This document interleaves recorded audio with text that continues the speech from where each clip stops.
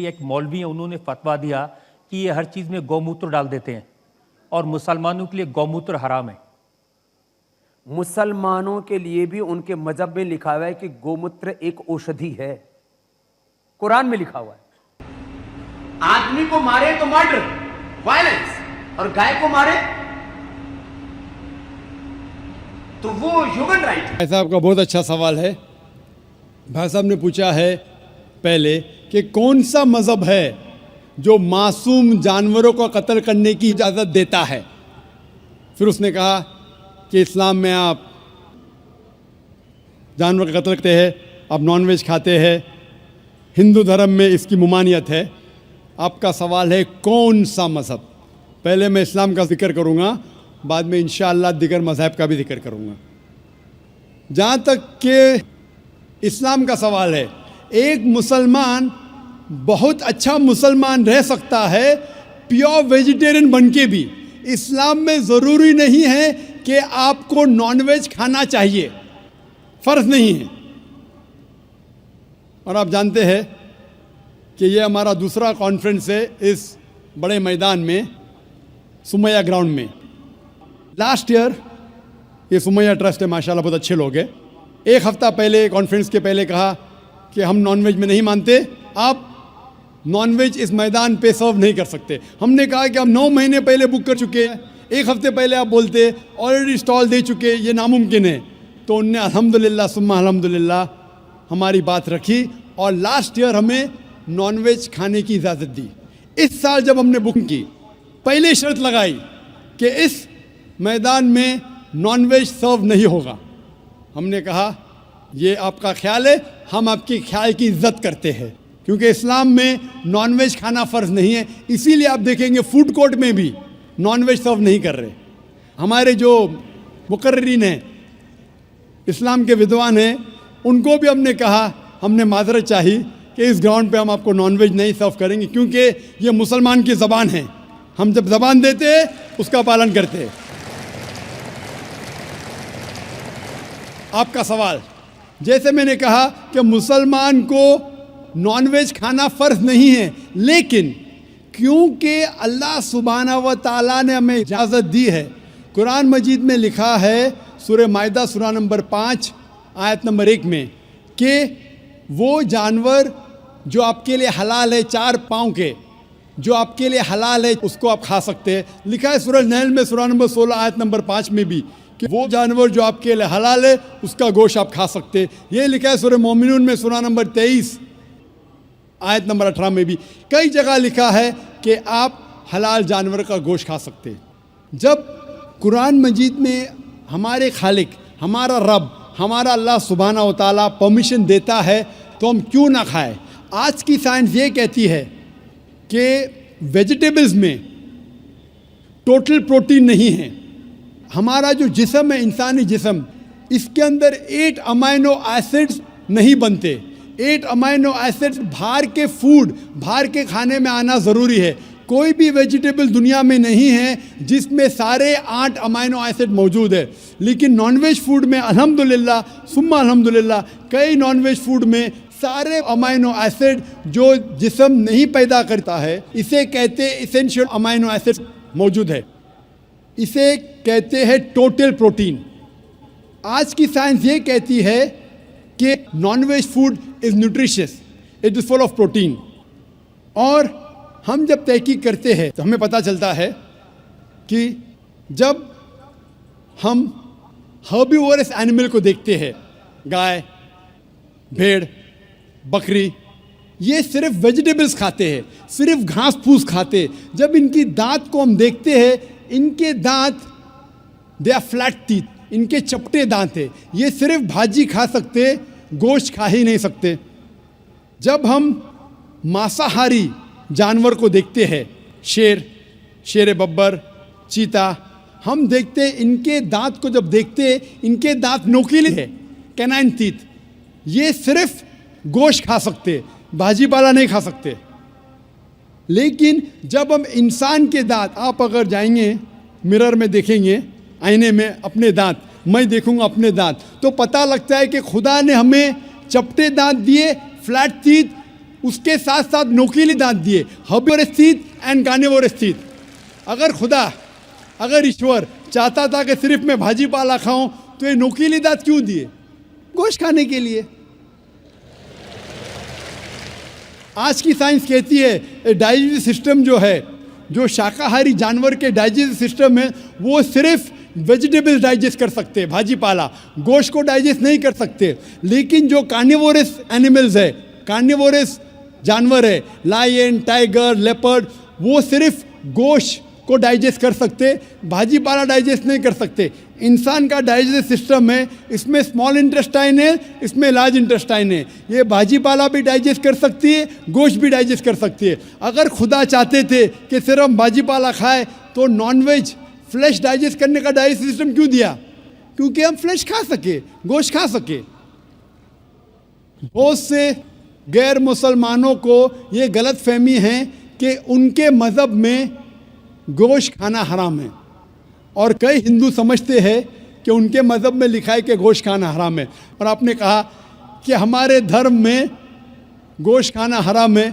भाई साहब, आपको आपके धर्म का इल्म कम है, इसीलिए मैं कहता हूँ कि हिंदुइज़्म जानने के लिए हिंदू की तरफ मत देखिए, हिंदू ग्रंथ का मुताला कीजिए। जब आप हिंदू ग्रंथ का मुताला करते हैं, लिखा है मनुस्मृति में चैप्टर नंबर 5 श्लोक नंबर 30 में, उसमें लिखा है कि ईश्वर ने कुछ जानवर बनाए खाने के लिए और कुछ जानवर को खा जाने के लिए। God has created some animals to eat and some to be eaten. अगर आप उस जानवर को खाते हैं जिन जानवर को खुदा ने बनाया है खा जाने के लिए, तो आप गुनाह नहीं कर रहे। If you are eating the animals who God has created to be eaten, you are not doing a sin. आगे जब पढ़ते लिखा है मनुस्मृति में चैप्टर नंबर 5 में, अध्याय नंबर 5 में, मंत्र नंबर 40 में, कि खुदा ने कुछ जानवर बनाए हैं कुर्बानी के लिए। अगर आप कुर्बानी में जानवर का कत्ल करते हैं तो आप गुनाह नहीं करते। आगे लिखा है मनुस्मृति में चैप्टर नंबर 5 मंत्र नंबर 41 में कि जानवर का कत्ल करना, जो जानवर खाने के लिए बनाए गए हैं, वो गुनाह नहीं है। इसी तरीके से कई जगह वेद में लिखा है कि ऋषि गोश्त खाते थे, जानवर को खाते थे। वक्त नहीं है डिटेल में बात करने का, लेकिन अगर आप महाभारत पढ़ेंगे अनुशासन पर्व चैप्टर नंबर 88, इसके अंदर युधिष्ठिर जो पांडव का एक भाई था, वो पूछता है भीष्म से कि हम यज्ञ में, पूजा में क्या खाना दे भगवान को, ईश्वर को, ताकि हमारे पुरखों को संतुष्ट मिले। तो भीष्म कहता है युधिष्ठिर से कि आप यज्ञ में अगर भाजी पाला देंगे तो हमारे बाप दादा 1 महीने के लिए खुश रहेंगे।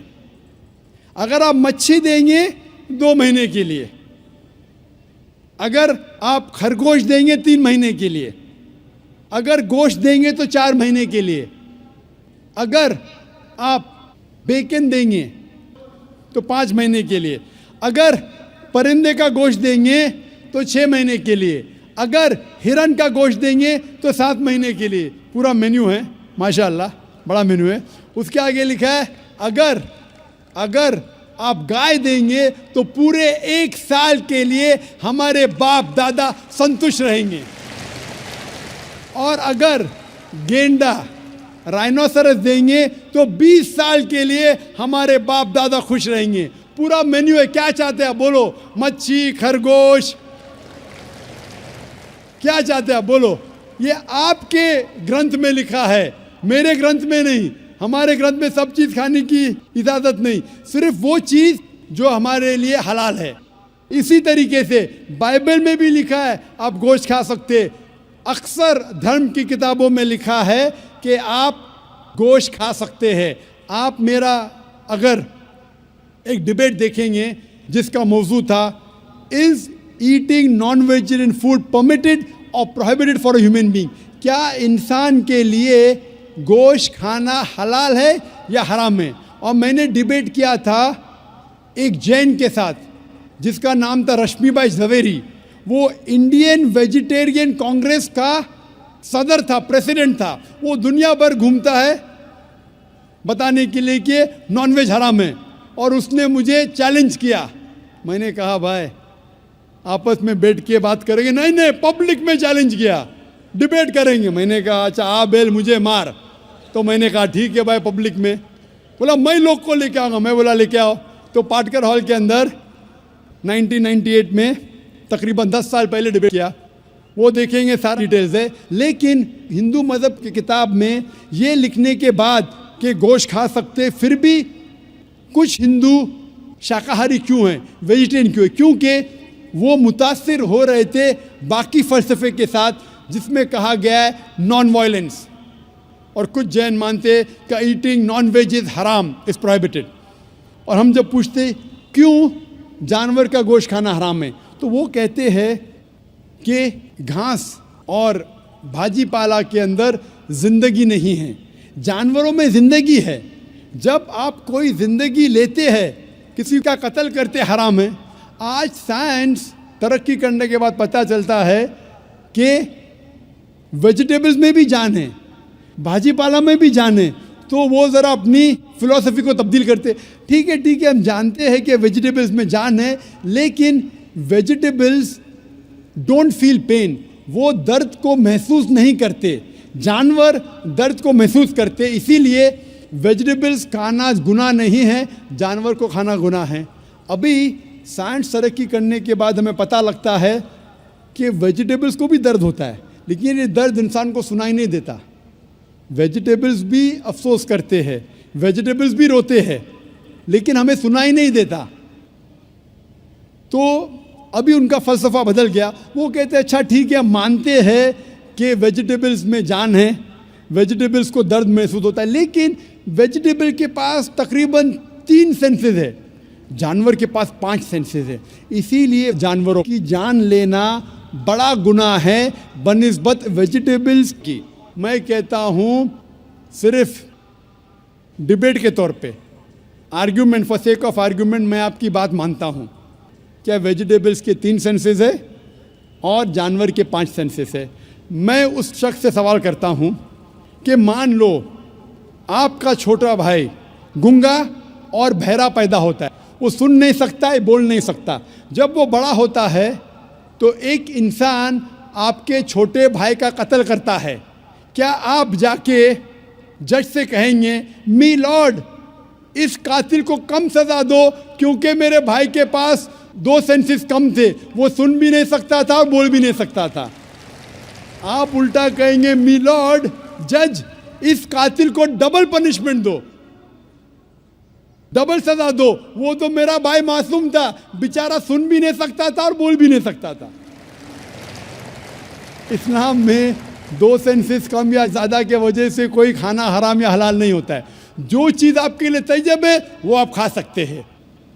इसी तरीके से कई वजह। लेकिन अगर कोई नॉन मुस्लिम मुझसे ये कहता है कि मैं वेजिटेरियन हूँ, मुझे कोई गिला शिकवा नहीं, आपको नॉनवेज पसंद नहीं है आप मत खाइए, लेकिन कोई नॉन मुस्लिम, कोई गैर मुसलमान, कोई हिंदू मुझसे कहता है कि आप जानवरों का कत्ल करते हैं वो गुनाह है, तो मैं उनसे कहता हूँ इस बात को मैं तस्लीम नहीं करता हूँ। आप अगर गोश्त नहीं खाना चाहते हैं, मैं आपसे खुश हूँ। अगर हिंदुस्तान में सब गैर मुस्लिम गोश्त खाने लगेंगे तो गोश्त का भाव बढ़ जाएगा।